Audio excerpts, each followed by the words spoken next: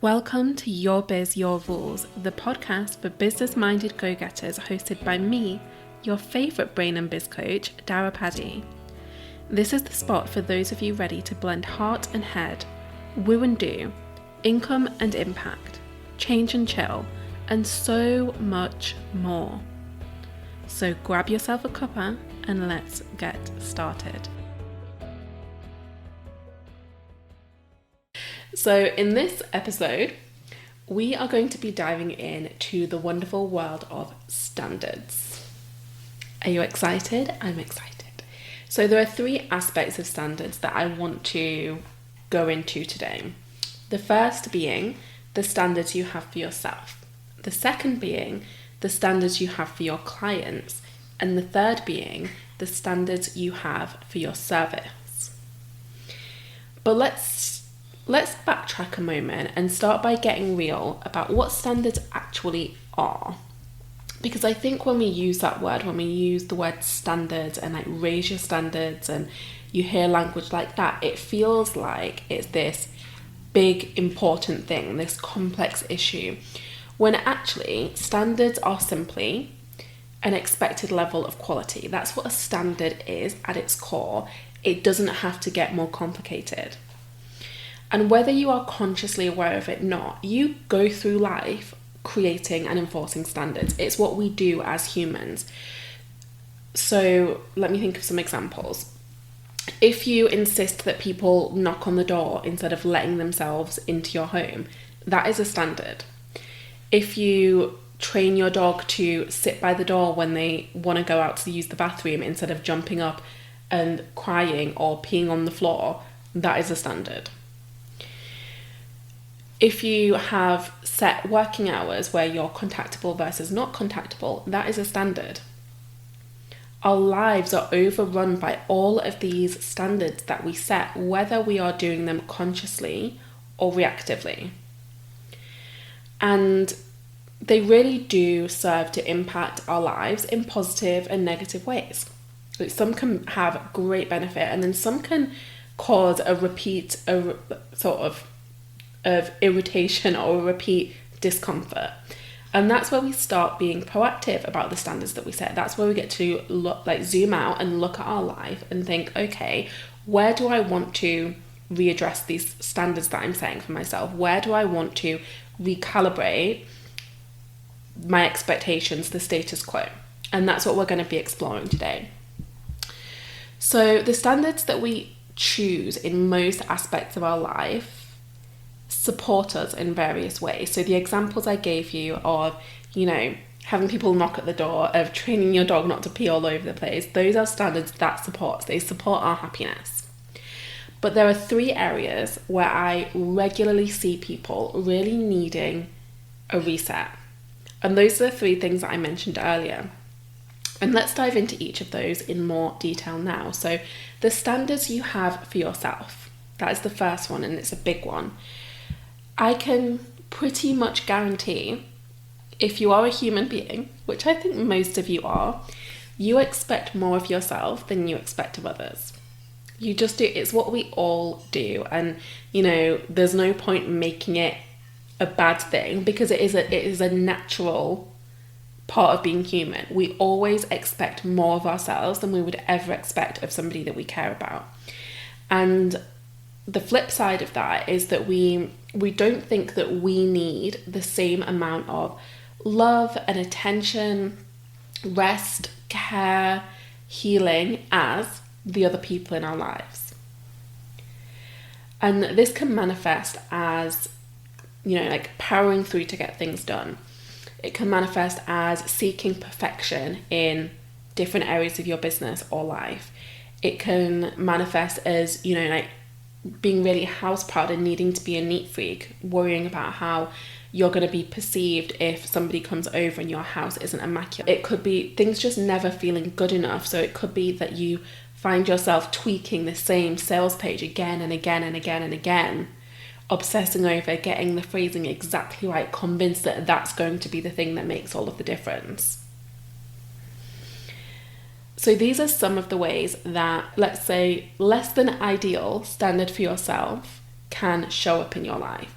Now, for a big theme that was present when I started looking at the standards I set for myself was in terms of how I take care of myself. That was my absolute Achilles heel. And I definitely think that it was born in my childhood home. Like, I was the oldest sister, and I also had parents who were, you know, not fit for purpose. Like, they did not really do a particularly great job taking care of themselves, let alone anybody else.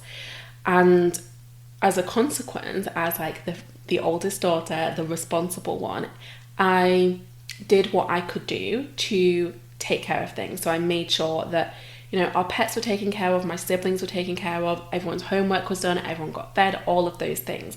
And at some point I internalized this belief that I can take it. That I can take the discomfort, I can take the unhappiness, I can take the pressure.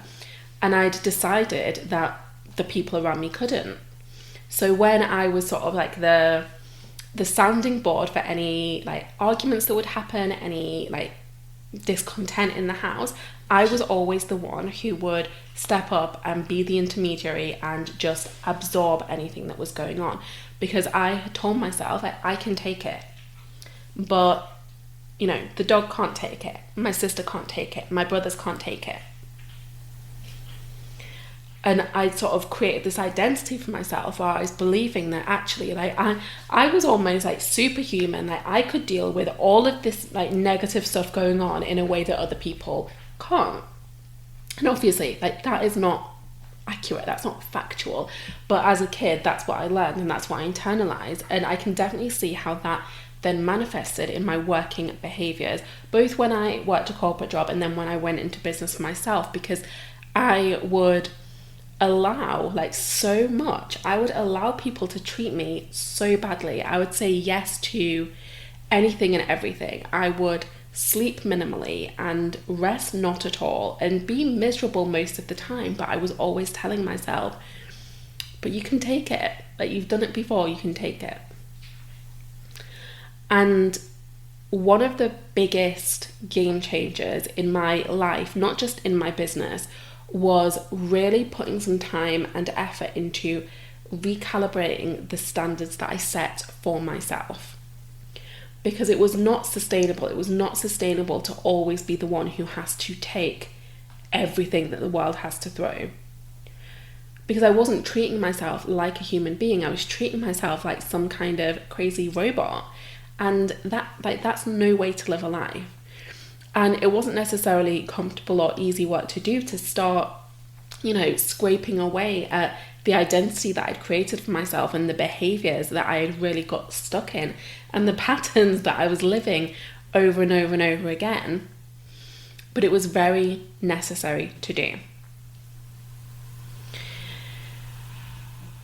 Here's a question that I had to ask myself over and over, and I had to keep coming back to this to really train those old behaviors out of my system. And maybe it'll help you too. So I would ask myself, why do you expect yourself to be flawless, to power through, when you would never be that unkind to someone that you love? Like, I talked a bit about my siblings. Like, I would never in a million years, and have never, expected them to be perfect, to, you know, power through and get things done even if they're upset about something or stressed about something. I would never expect them to take on more than they can handle. And I know that they like don't have those expectations of me either, but it's not about that, it's how we see ourselves. So maybe grab your journal and explore that question. Like, why do you expect yourself to be so flawless when you wouldn't hold a loved one to that same standard? Food for thought. And another journal exercise I want to encourage you to do, now that you've heard me talk through this first standard to recalibrate, is I want to challenge you to think of 5 different ways that you could reduce the standards that you have for yourself. So how could you soften some of those standards? And you know what, I don't want to give you too many specific examples here, because I want you to really explore this for yourself and think about how you've been treating your own self in your own life, and what is going to come up for you is very, very different to what would be present for me or what would be present for somebody else. So yeah, 5 different ways that you could maybe soften the standards that you hold yourself to.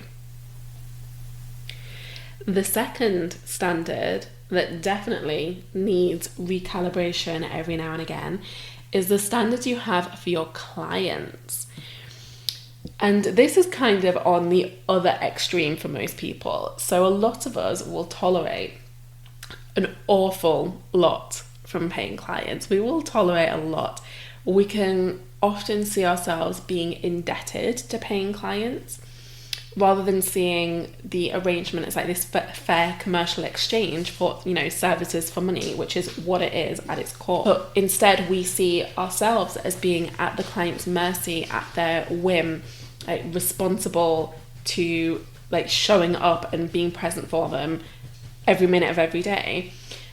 And that is especially the case if you have either recently experienced or you have a memory of experiencing any kind of financial struggle, because immediately those old wounds are activated and you feel like you need to stand to attention and you need to, earn your place and do your very best so they never leave you and you never have to struggle again. And like all of these like crazy whirling thoughts that keep you in this place of pandering to somebody else's every demand. But here's the thing. You are under absolutely no obligation to accept every one of anybody's behavioural quirks. You get to set the standards of your own working relationships, whether that is with clients, with team members, with peers, with collaborators, it doesn't matter. But for the purposes of this example, we are talking clients. So that includes the speed and rate at which you get paid, the way you communicate with each other, the language or behaviours that you will not tolerate, the rules around them, getting information to you or receiving certain deliverables. None of these things have to be open to discussion. You can set the standard for how you work with each and every one of your clients. And I don't think we always grasp that. Sometimes we think that maybe there's an expected way to do it, there's a right way to do it, there's an industry approved way to do it, there's a client approved way to do it, but actually it is your business, which means you create the rule book, you set the standard. And I just want to take a moment to honour the fact that it can feel scary to push back, to say no, to hold a boundary when you need the money. It really can. But consider this. If you want more, you have to start demanding more. And if you are willing to tolerate less than desirable client dynamics, then you can't be surprised when you experience less than desirable results, circumstances, experiences. Just let that sink in.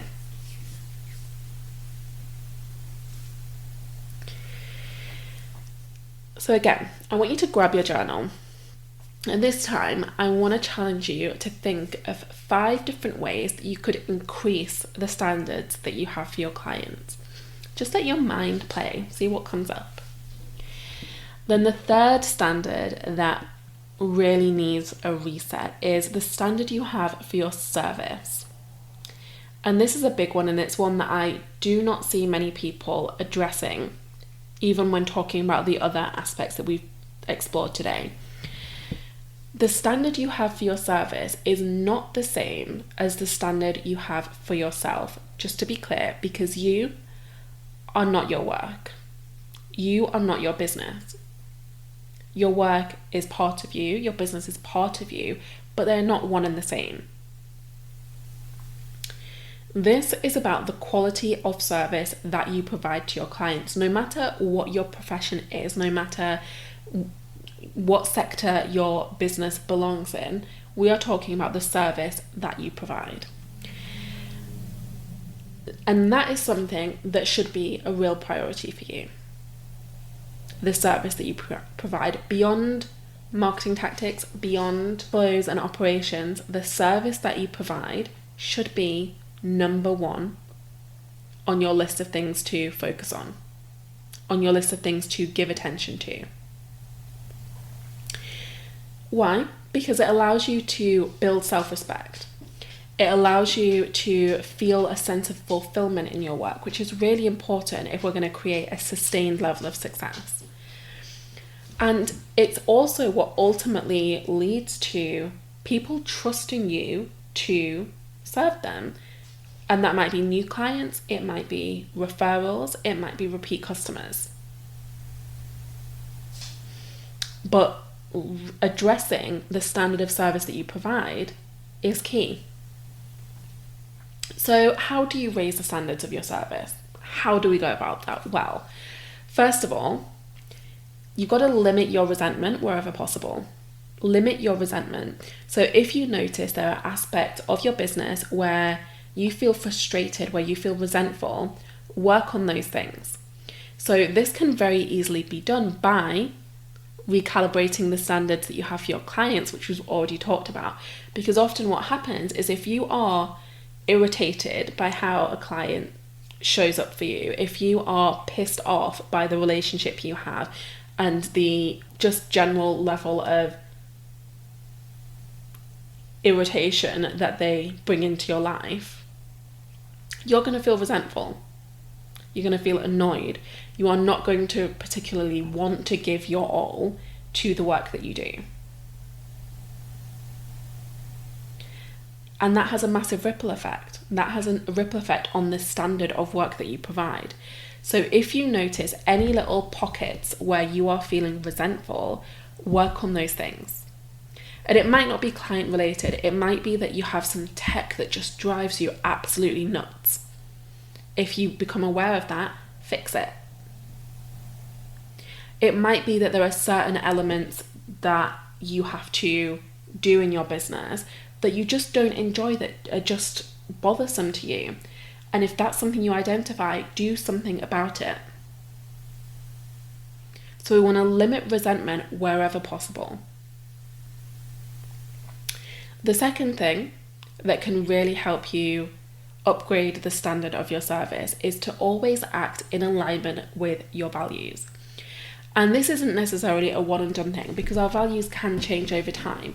But the first step here is getting clear on what your values really are. What are those things that you stand in? What are those things that you stand for? What are those things that you believe in at your very core? And then behave accordingly, whether somebody is watching or not. Because that is how you create this sense of trust, of embodiment.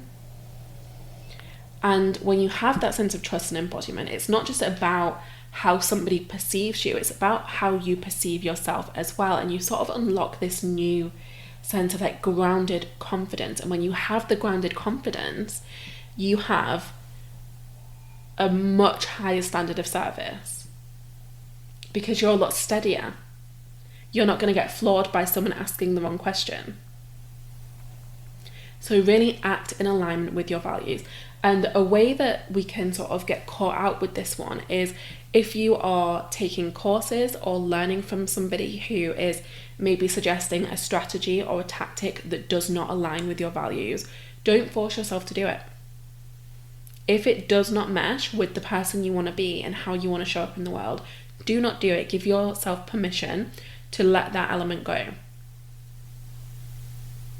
because it is not going to benefit you long term. The third thing to consider is to just stay open to not just receiving feedback, but doing something with it. So in whatever capacity you engage with people, whether that is by providing free content, whether that is having them on your mailing list, whether that is having them in your Facebook group, whether that is working with them in a paid client capacity, always be open and create opportunity for people to give you feedback, good and bad. And be willing to hear it, be willing to take it in and think about it. And that's not to say you have to change something every time you get a piece of negative feedback. You absolutely do not. But be receptive and actually think about it with discernment, and if necessary, make some changes. That is how you continue to not just improve your service, but make sure your service is extra impactful for the people that you want to be working with. And then last but not least, I say last but not least, I could actually talk about this topic for days and days, but the last thing that I want to talk about right now, in the spirit of keeping this succinct, is commit to your own mastery. And what do I mean by that? Well, it's all well and good to be naturally good at something. It's all well and good to go out and get a certification and be trained in whatever it is that you want to do in your business. But it doesn't stop there. You have to keep going. And so that means continuing to learn, whether that is learning something new or deepening the knowledge of the skills that you already have. Continuing to practice, so making sure that you are practicing, honing those skills with different clients in different ways. That means also embodying the work for yourself. So if you do a particular kind of work, if you provide a particular kind of service for clients, you turn that light on yourself as well and do it for you. And then just be a continual learner. So even if it's not directly about the service that you provide. So if for me that would be coaching. So even if I'm not necessarily always learning a new coaching system or modality, I'm always learning something. I'm always reading things. I'm always paying attention. I'm always seeking out learning opportunities to grow in different areas, whether that is, working on my wealth consciousness or learning about a new marketing tool, something else altogether, but being open to always deepening your own transformation and strengthening your own knowledge base. The natural byproduct of doing that and making that a priority is elevation in the standard of the service that you provide. Even without trying, that is just what naturally happens. So you know what I'm going to say next. Grab your journal and think of 5 different ways that you could either increase or maintain the standard of service that you offer. 5 ways that you could increase or maintain the standard of service that you offer. Okay, now I wasn't actually going to share this today, but something I just got a nudge to do so.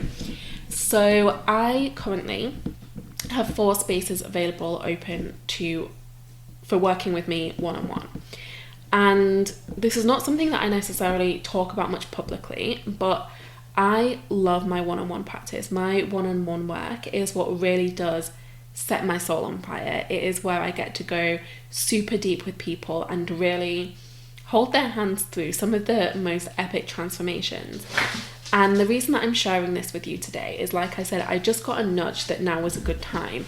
So if you know that your own standards are something that you want to be looking at, that you want to be bringing attention to right now, then maybe it's time to consider working with someone in this kind of capacity. So when you say yes to working with me one-on-one, we get together for 6 months. So you have me in your corner for 6 months. And well, what does that look like? Well, it looks like having 2 one-on-one calls every single month and unlimited Voxer support. So no matter where you are, no matter what you're going through, no matter what comes up and when, you have me in your back pocket and you can reach out and have me hold that space for you, have me guide you through whatever is coming up. And you can bet that I blend together all of my different modalities when we do this work together. So yes, you get the powerful coaching. You get the strategic thinking of my many years of business experience. You also get things like EFT, hypnosis, breath work, somatic work, all of that magic to really ground in a decent level of depth the transformation that you're trying to create. And beyond that, a little bonus that again I don't really talk about often, but when you work with me in that capacity, I create rituals for you. So twice a month you will receive a bespoke ritual that will support you in creating releasing or calling in whatever it is that you are particularly trying to focus on at that time.